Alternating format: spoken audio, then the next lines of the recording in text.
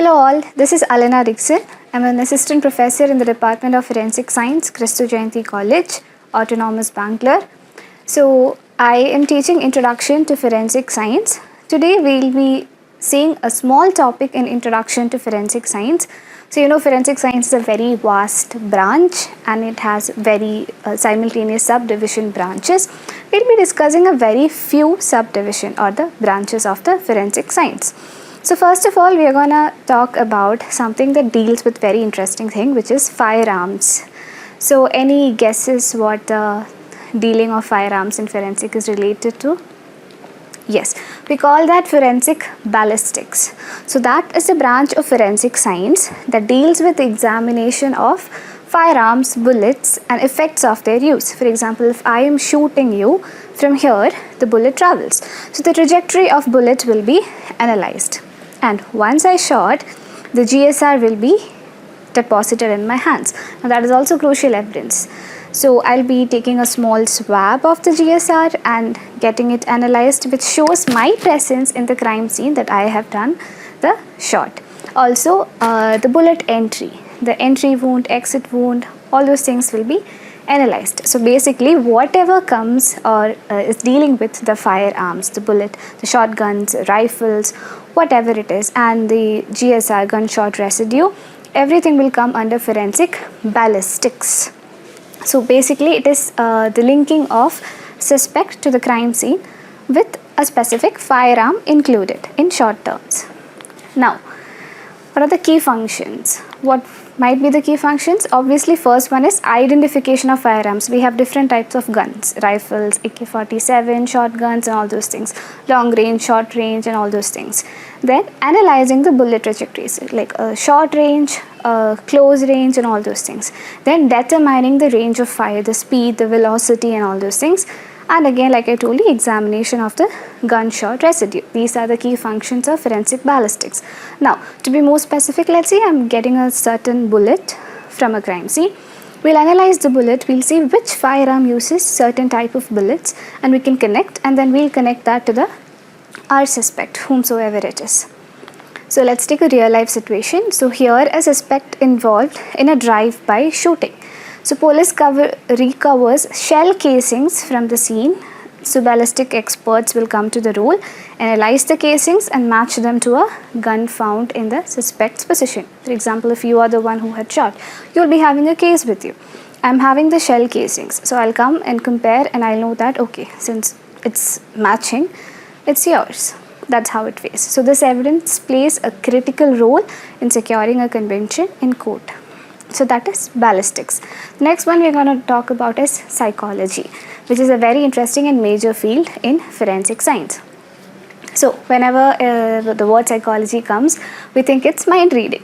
We can say it is a mind reading, but not exactly a mind reading. So it is like creating a criminal profile.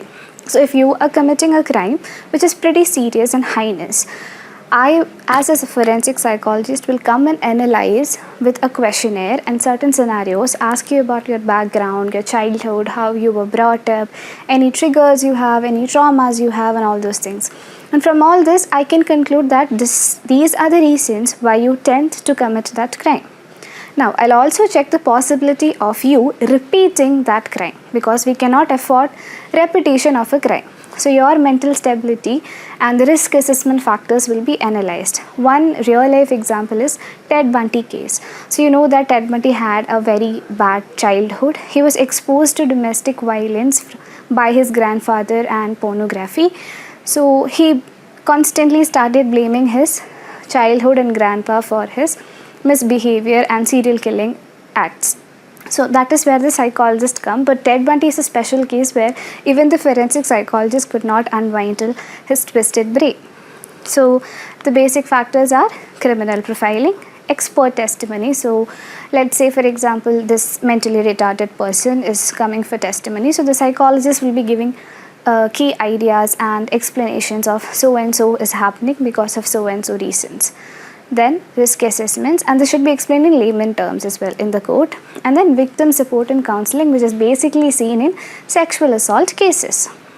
So victim support and counseling can also happen, for example, there's a tragic accident and the parents and whoever elder was there has passed away, and only the child is left. And let's say the child is about 3 to 4 years, he or she will be traumatized for the rest of her life. So he or she is a victim. So that victim support and counseling is also analyzed or handled by forensic psychologists.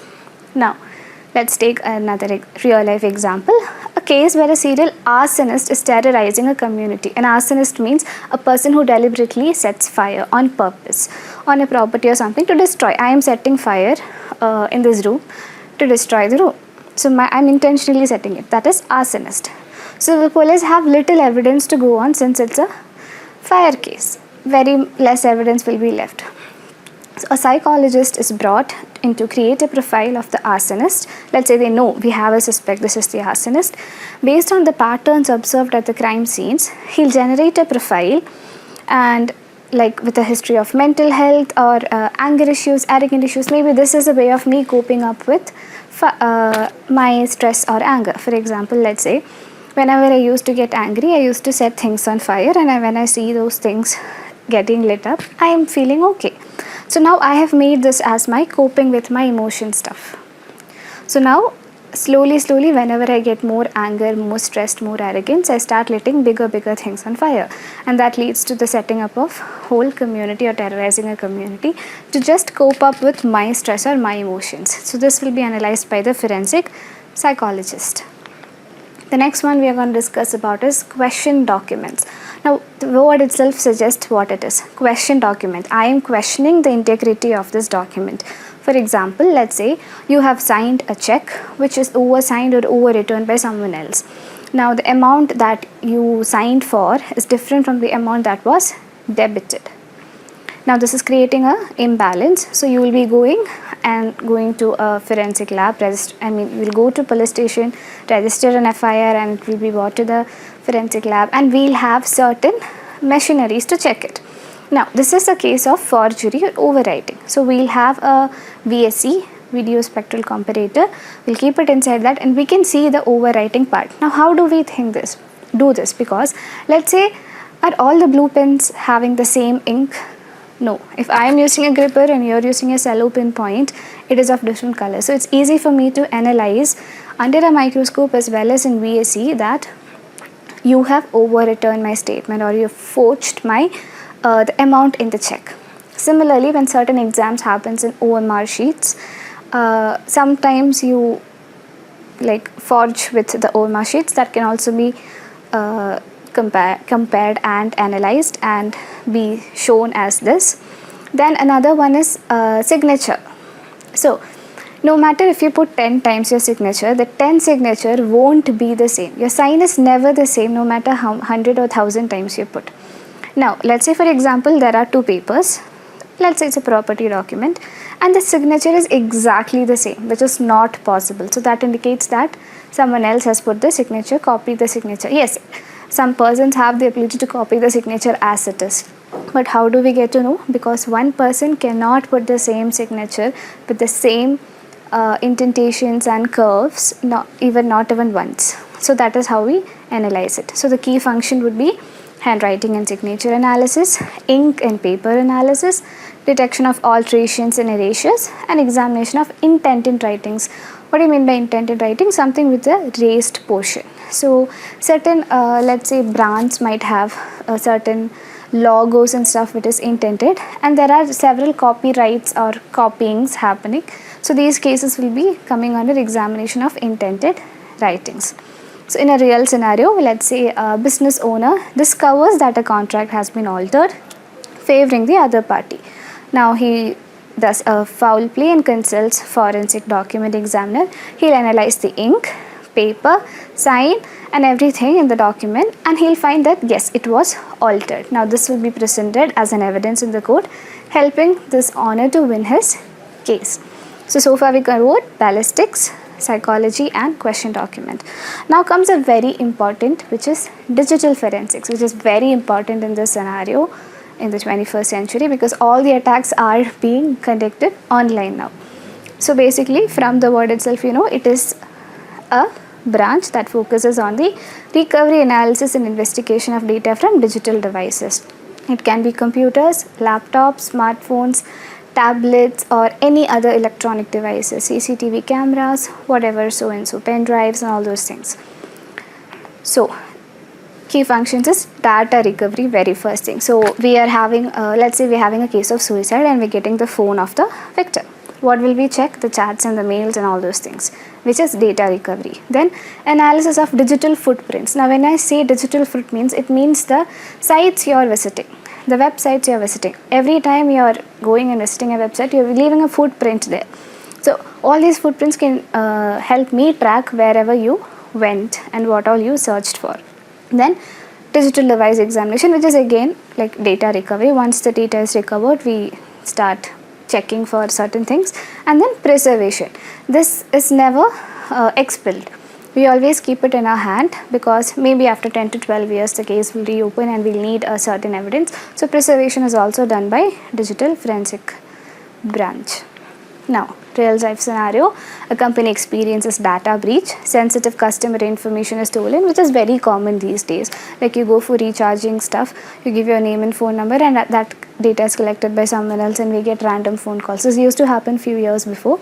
Similar thing, the IT team is unable to trace the source of the breach. Who comes into role? Forensic digital experts.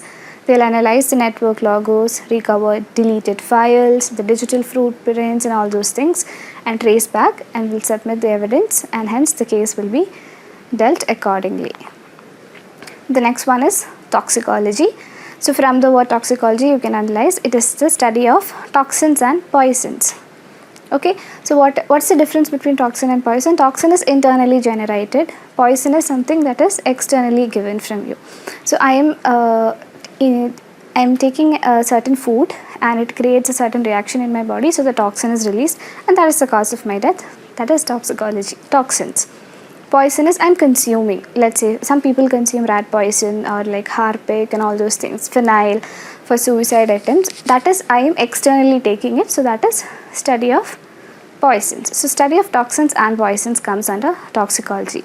So it is majorly for knowing the cause of death and detecting drug abuse and identifying poisoning. So if you go to rural areas, that you can see many farmers get exposure to insecticides and pesticides, and many will die.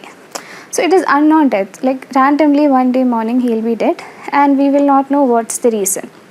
So their family will file a case, the family will file an FIR, the organs post-mortem, after post-mortem the organs will be transferred to the hospital, and all these things happen, and we'll analyze the organs.